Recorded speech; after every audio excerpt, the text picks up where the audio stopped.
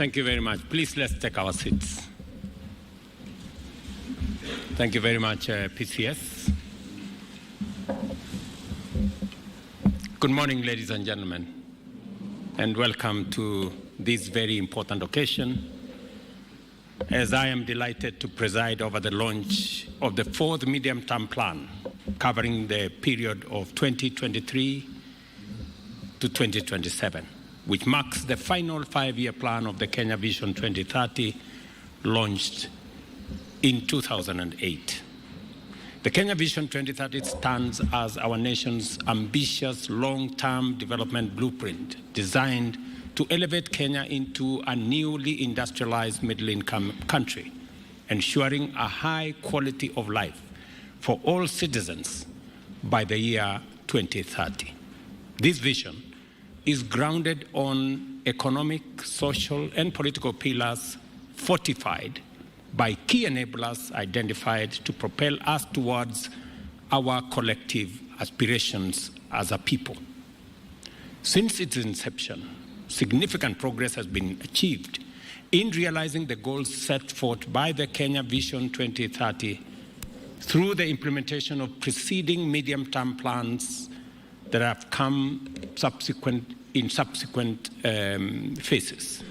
Yet, our economy continues to grapple with fundamental challenges, including widening inequality, low productivity, and susceptibility to economic shocks.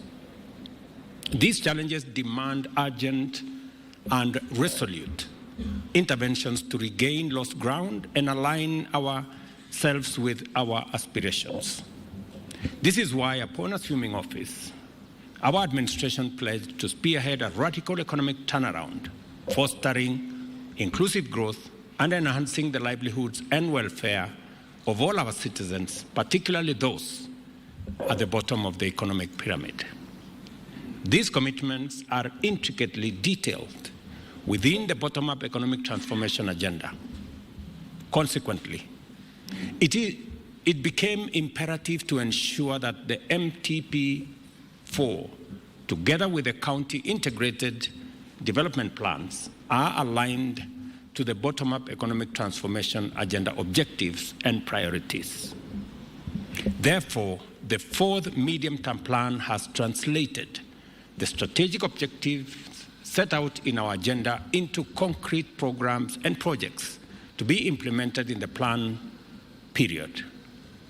Just to remind everybody here that the better plan, we not only have an agenda, but we also have a plan combined into one program.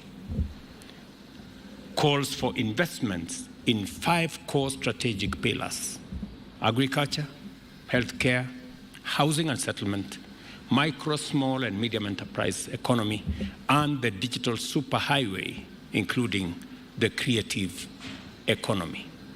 Without losing crucial time, the government has moved to undertake a number of interventions in fulfillment of the commitments made to our citizens.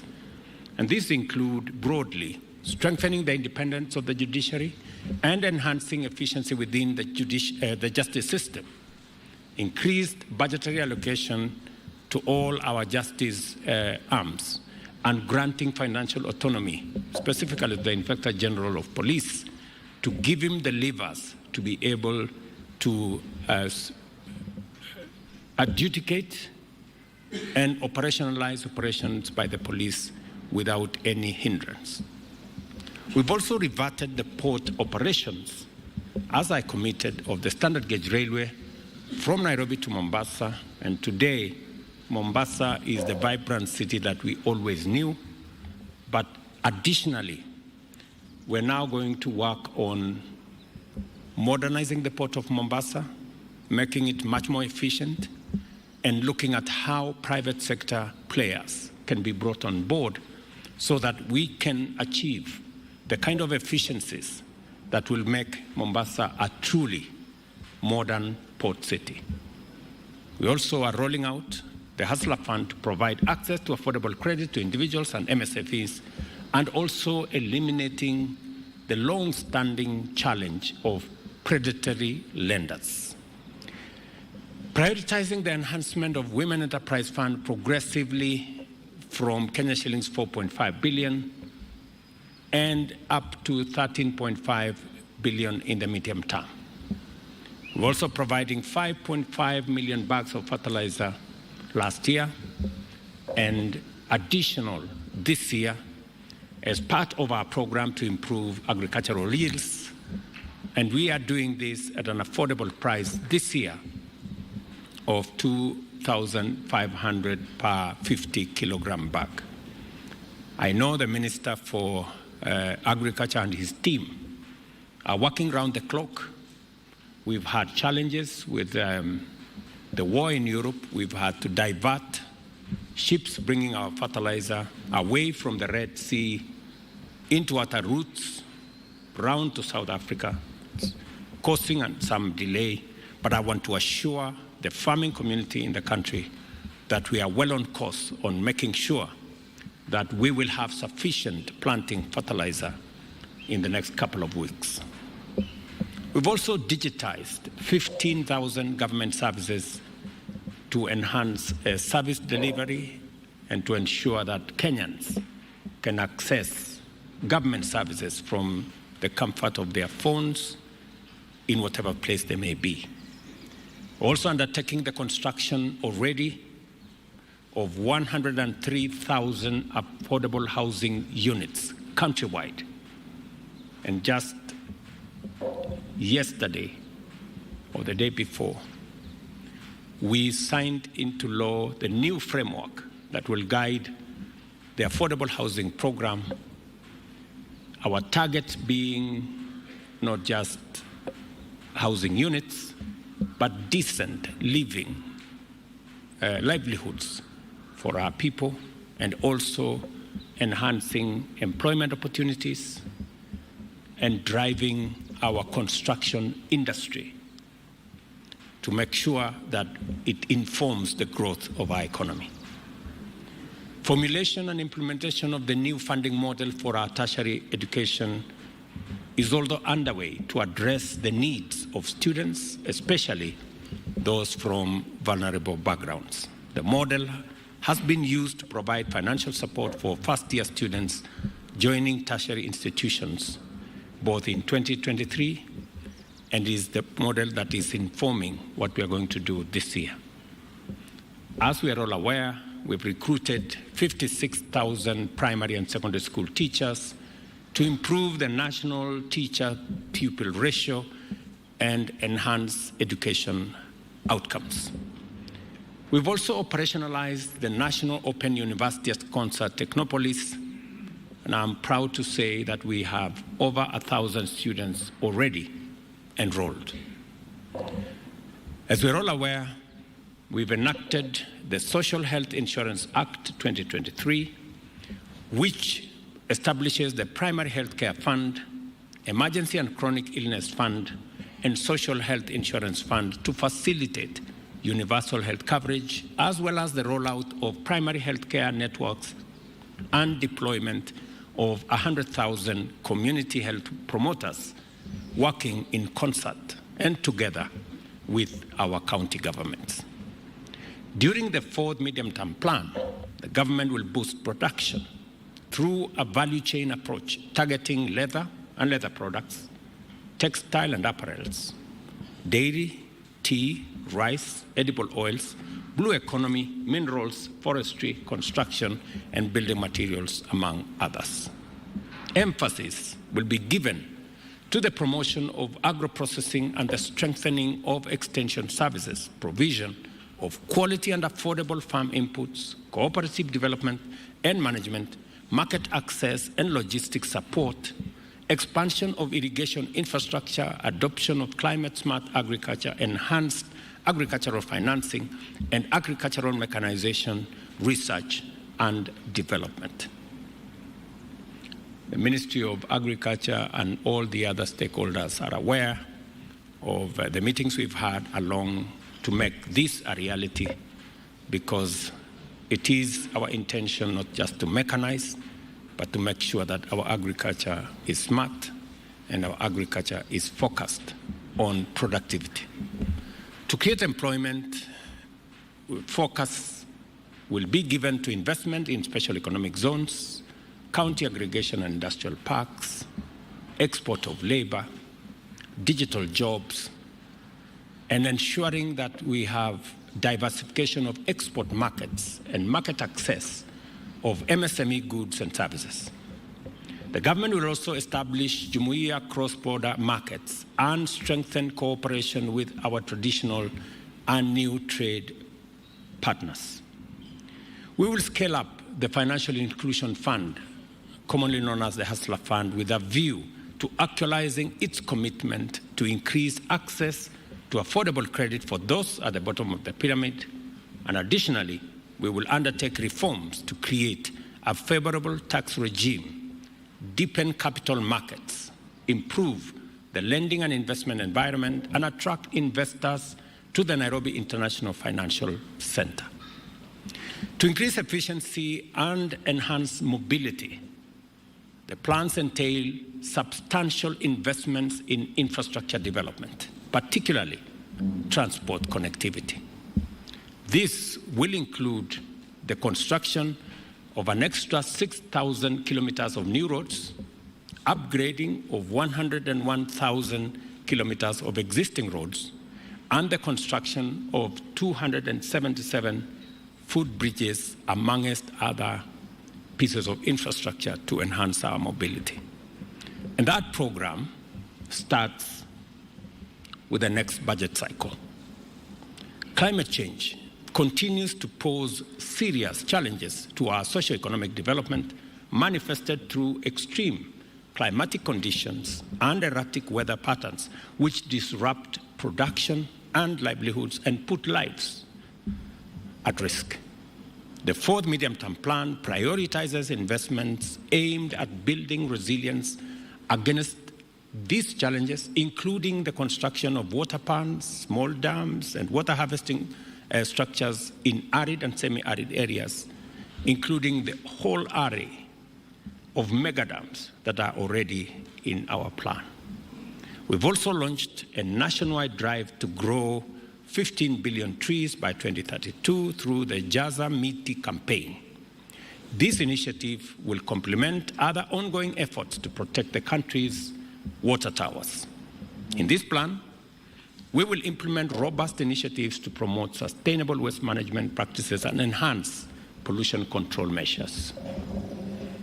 Every cabinet minister has already been assigned a county, maybe I think 2 counties.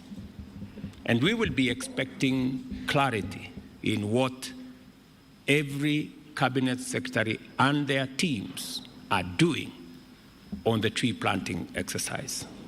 I note with a bit of concern that I am yet to receive any meaningful strategy and plan from cabinet secretaries. Shortly, the weatherman has told us we will have rain coming. It is my expectation that every cabinet secretary assigned to the counties that you have been assigned, that you will present a plan and you will work on a strategy, because every county has been assigned between 400 million and 600 million trees to be grown in different parts. I will be expecting that every cabinet secretary will mobilize tree seedlings, will mobilize communities, private sector, development partners, friends, to participate in this exercise in each and every county of the Republic of Kenya. Sustainable climate action not only addresses challenges, but also presents opportunities for transitioning to a green economy. We will leverage on technology and scientific advances to stimulate economic transformation in a sustainable manner. Other infrastructural projects to be implemented during the MTP4 period include the construction of 1 million affordable housing units and the laying of 4,600 kilometers of high-voltage transmission lines and 37 substations to connect an additional 2.3 million Kenyans and 30,000 public institutions to the national grid. Additionally, an extra 100,000 kilometers of fiber optic cable will be laid as part of our national fiber optic backbone infrastructure program. Already, the different actors in this space, from ICTA to Kenya Power to the Ministry of ICT, have been aligned, and we intend to deliver this. Instead of the 5-year plan we had planned, we have already found innovative ways to deliver this in the next 2 years. Access to quality and affordable healthcare remains a key priority of the government and will therefore expand the social health insurance scheme focus on the Afya Bora Mashinani model targeting 10.8 million households. We'll also digitize health services and improve health infrastructure. Already, the program has been agreed between Treasury and Ministry of Health on the digitization process, and that process has started enumerating and enlisting citizens onto the platform so that by June this year, we will be going the rollout of services under our new health infrastructure. Over 20,000 health workers will also be recruited to support the health commodities supply chain. We all know that KEMSA has always been a thorn in the flesh, if I may say. But we have taken steps to make sure that not only KEMSA is digitized, but professionalized, and we are giving them additional staff because health commodities are a big part of the delivery of our universal health program. Our human capital development, our commitment is to achieve the following critical targets: recruit and train 116,000 teachers and automate the basic education system, expand technical vocational education and training, and scale up admissions to the National Open University, as well as open distance and e-learning. In addition, the institutional framework for financing tertiary education has been adopted and will be strengthened in the medium term. Recognizing the critical role of science, technology, and innovation in Kenya's competitiveness, we undertake to mobilize funding for research and development and enhance budgetary allocation to the sector towards the attainment of the 2% of GDP guideline in line with the internationally accepted standards. The plan also includes building science and technology innovation parks and establishing a national center for innovation, technology transfer, and commercialization. Kenya is a universally respected global sports powerhouse with potential to dominate even more sporting and athletic disciplines.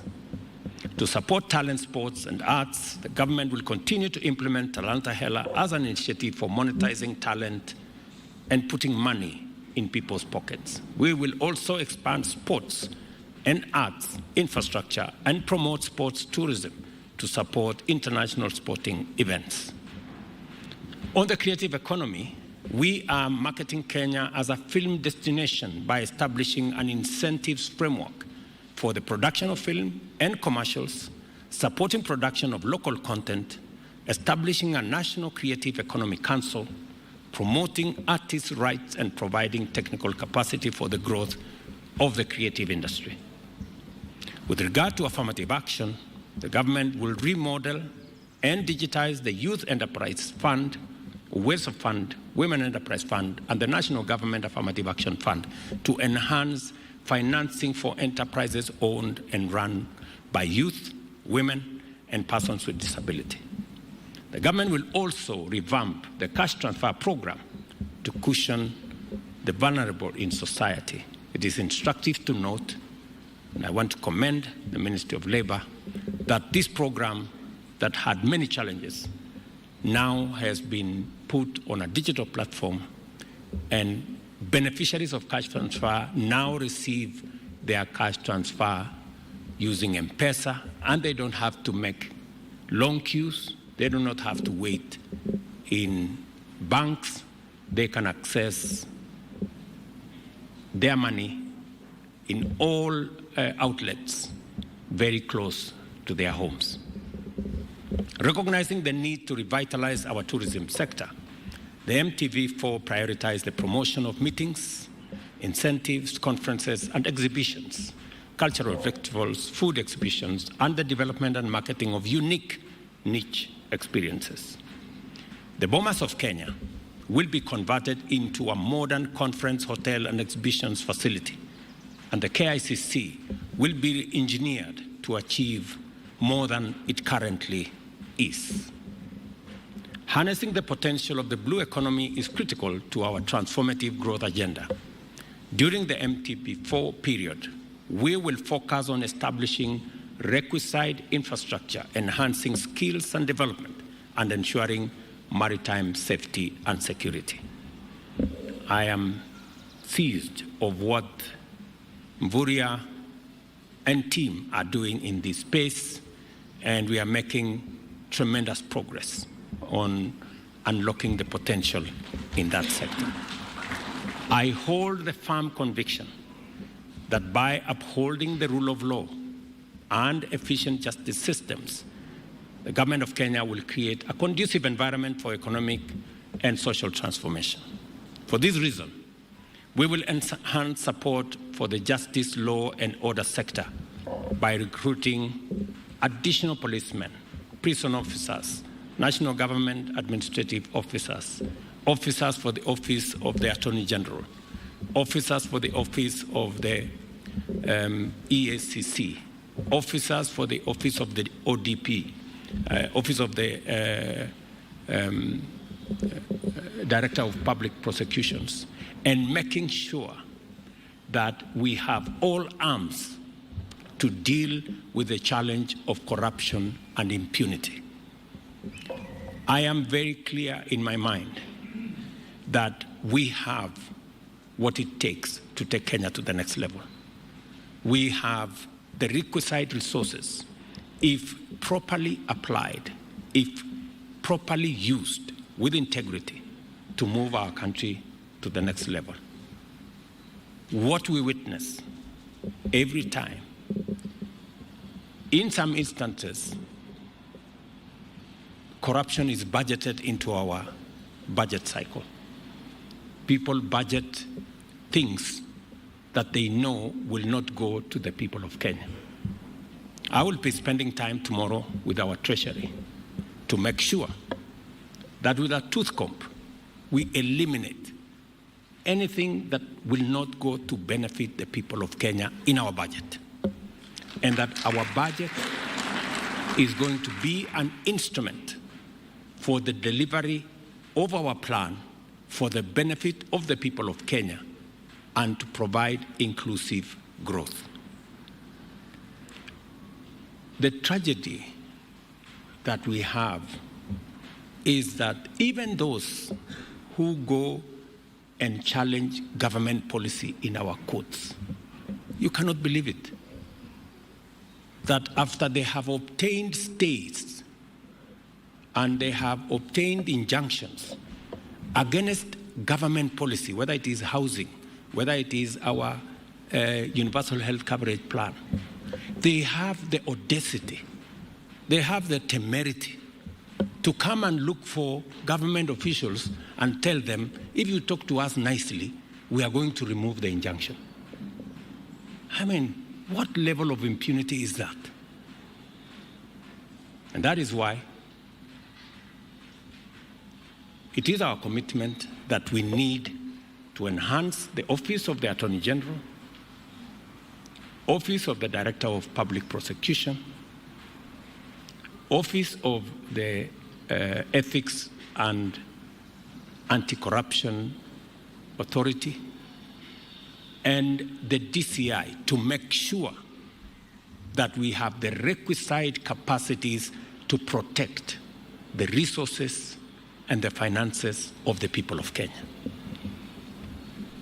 Additionally, we will modernize the Kenya Coast Guard and improve the welfare of all our security personnel in line with the recommendations that were given to us by the task force that we set up under former Justice Maraga. To diversify sources of financing, the government will strengthen collaboration with the private sector and other non-state actors. We are committed to revitalizing the public-private partnership framework to attract more investors and support the implementation of government priorities in our MTP4 plan.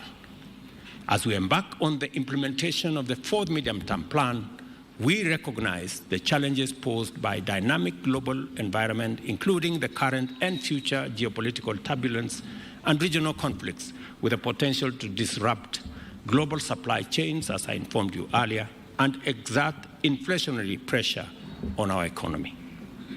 We have formulated appropriate measures to mitigate the effects of global pressures on our citizens. The emergence of pandemics, as evidenced by the COVID-19 outbreak, underscores the need to strengthen our healthcare systems, and our strategy for primary health will fortify Kenya's health systems to effectively respond to any emerging challenges.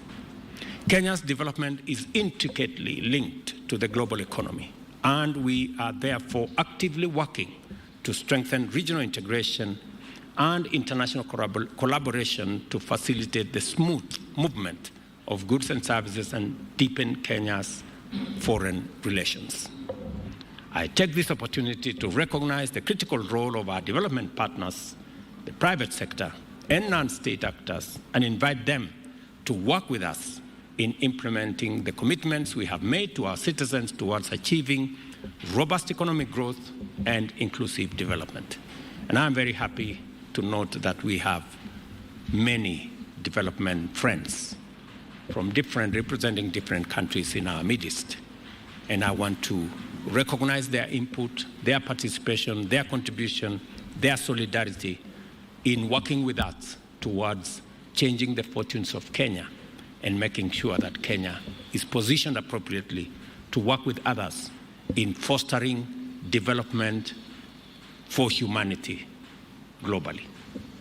The fourth medium-term plan, 2023-27, ladies and gentlemen, is an instrument that we will use as a whole of government to deliver on the aspirations that the people of Kenya expect of all of us.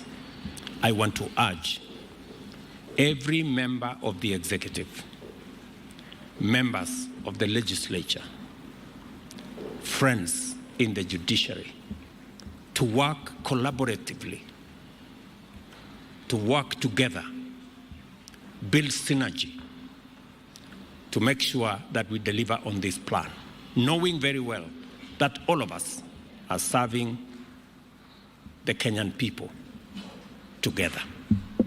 The fourth medium-term plan, therefore, ladies and gentlemen, 2023-2027, is now officially launched. And I thank you. Thank you, Your Excellency. One more round of applause, please.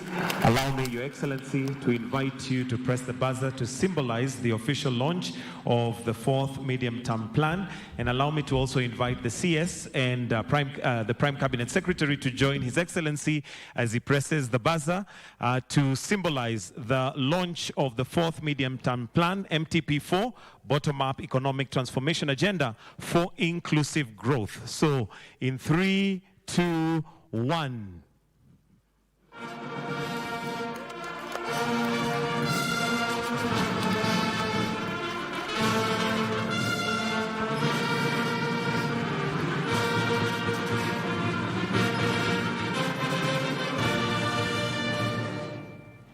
So what we have on the screen is the fourth medium-term plan, 2023-2027, bottom-up economic transformation agenda for inclusive growth. I'll also request that Your Excellency, you hand over a hard copy to the Prime Cabinet Secretary and to the CS, and also for a photo opportunity, which we can take here.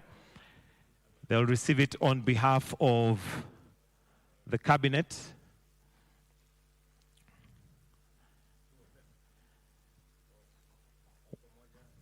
One being the plan and the other the implementation of it.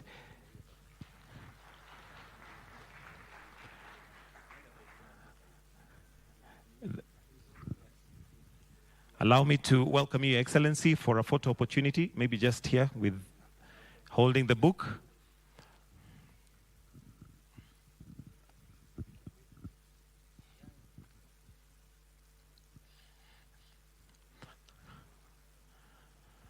May I request that the head of public service also join in the picture, kindly? If we can also give him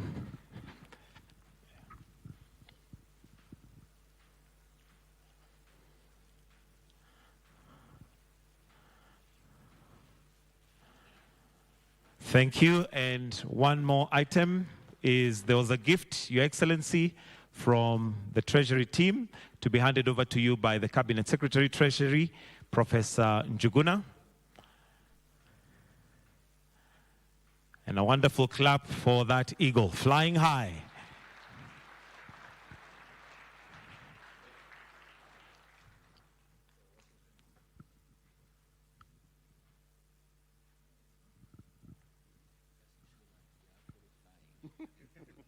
We want to make sure that it is our...